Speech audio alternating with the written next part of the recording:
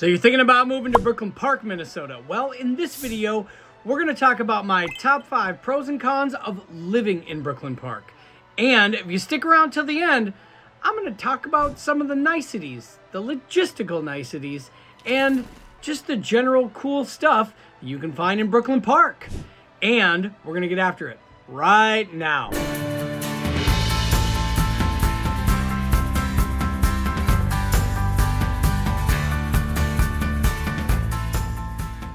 If this is your first time to the channel and you want to know all about Brooklyn Park, well, you found the right place. Click that subscribe button, tap the notification bell, and smash that like button on the way in so you can be the first one to know about the current goings-on, logistical niceties, and all the cool stuff going on in Brooklyn Park, Minnesota.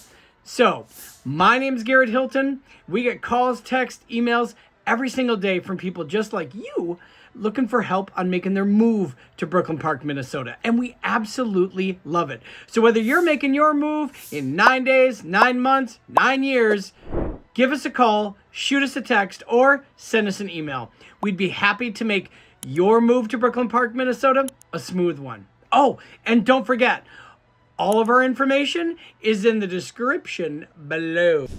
Okay, everybody, so before we dive into the pros and cons of Brooklyn Park, let's do a little history lesson, shall we? So Brooklyn Park, the actual city itself, was developed back in the 1850s along with the state of Minnesota, which was developed, I think it was incorporated in 1858. They first started doing stuff right around like 1852, and when they were expanding north, they were utilizing Brooklyn Park as farmland. Had some really beautiful rolling hills and things like that, and we'll talk about this later. As far as like golf courses, there was a lot less work that had to be done with the Edinburgh golf course because of the beautiful rolling, hills and what were plains that they were easily able to turn into greens, which was super cool. Originally farmland, Brooklyn Park was incorporated actually, and now that I think about it, it was 1854. Yep, I think that sounds right.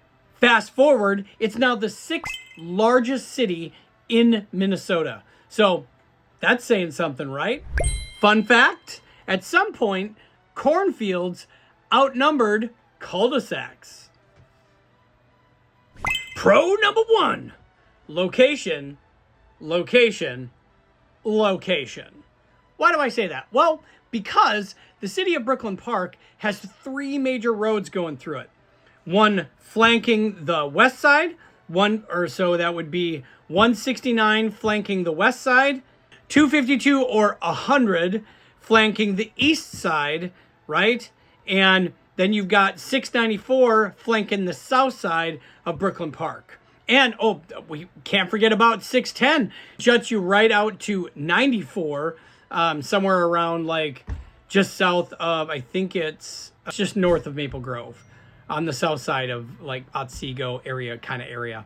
Anyway, I digress. So you've got major highways that flank basically all 4 sides of Brooklyn Park, making your commute, however further out from the Twin Cities or how further out from the epicenter of Minneapolis and like the airport, because it looks like 20 to 25 minutes from downtown Minneapolis, or Google Maps says 22 minutes.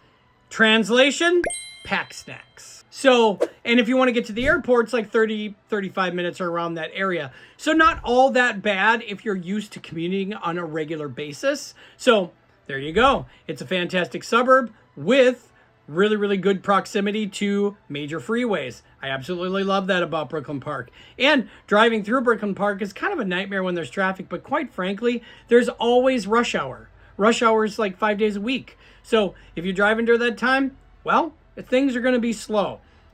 If anything, if you can do it, avoid it. Pro number 2, parks and outdoor space. Well, Elm Creek Park Reserve, like the Mississippi around that area and like the Mississippi banks, Edinburgh Golf Course. This actual golf course itself is a public course and it is not short on the green. Do you see what I did there? That was pretty good. I know.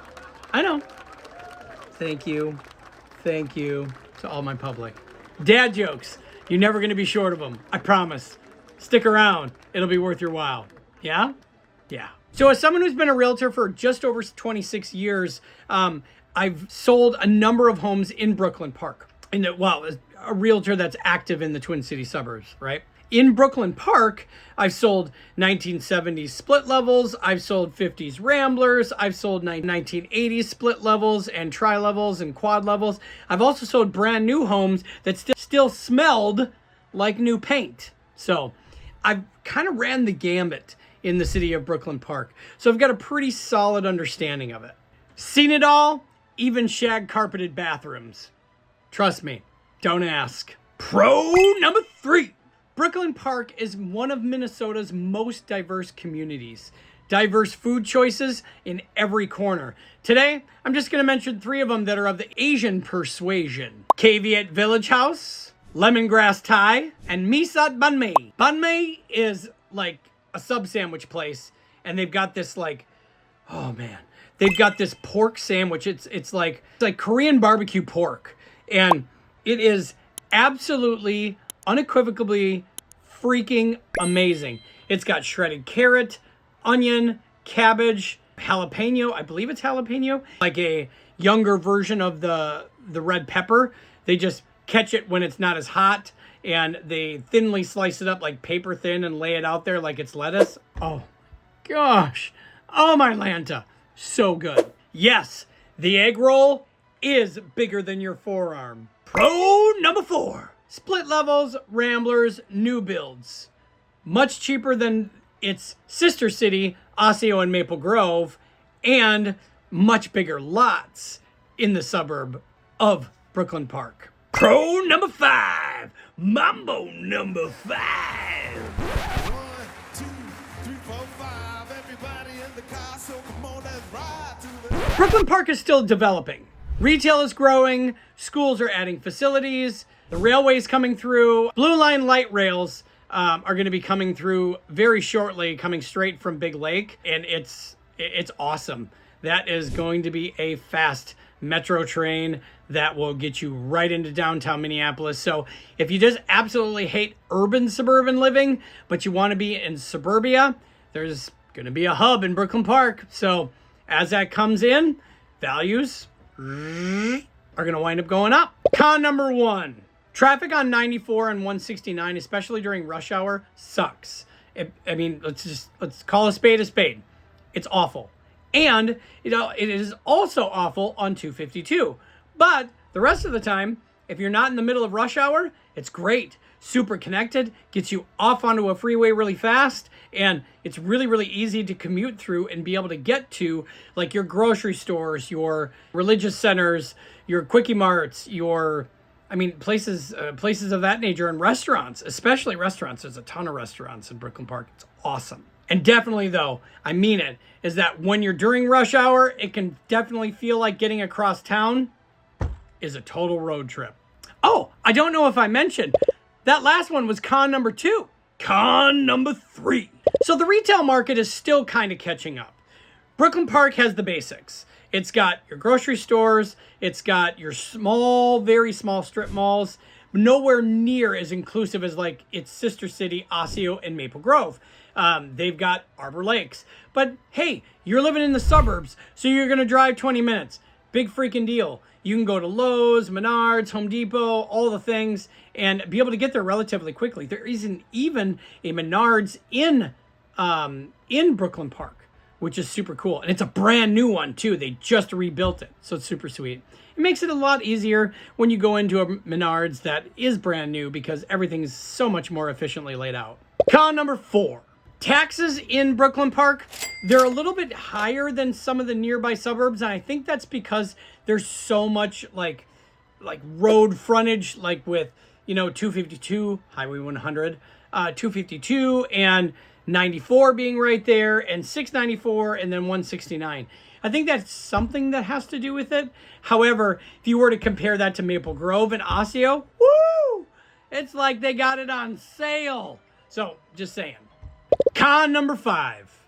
Brooklyn Park has kind of a duality as far as vibes go. It's got the old busted joints on the south, and it's got the new hotness on the north. And I suppose I shouldn't say it that way. However, it's kind of like if you just look at it from the fringe, that's the way it kind of feels. But once you get in, and this is kind of a duality con because it's both a pro and a con. You got two spreads. So whether you're looking for brand new construction, Brooklyn Park's got it. Or if you're looking for something on the more affordable side of things that is maybe, it needs some things, south side of Brooklyn Park's great. It's fantastic. And then you're not in the busy and craziness of Brooklyn Center and into North Minneapolis. However, you're still in the suburbs. You got much bigger lots. And so I guess it's kind of a pro and a con. Anyway, if history tells us anything, Brooklyn Park has always been about growth, though. It is growing, it is getting bigger, and I think the future is pretty bright. Spoiler alert, the best chapters haven't even been written yet. So that's the top 5 pros and cons of living in Brooklyn Park, with a little bit of history lesson packed in there, or snuck in there. I hope you enjoyed the video. I enjoyed having you here with me. Thanks so very much. We'll see you on the next one. Hey everybody, one last time here, Garrett Hilton. Thank you so very much for watching, because I understand that your attention is yours and yours alone.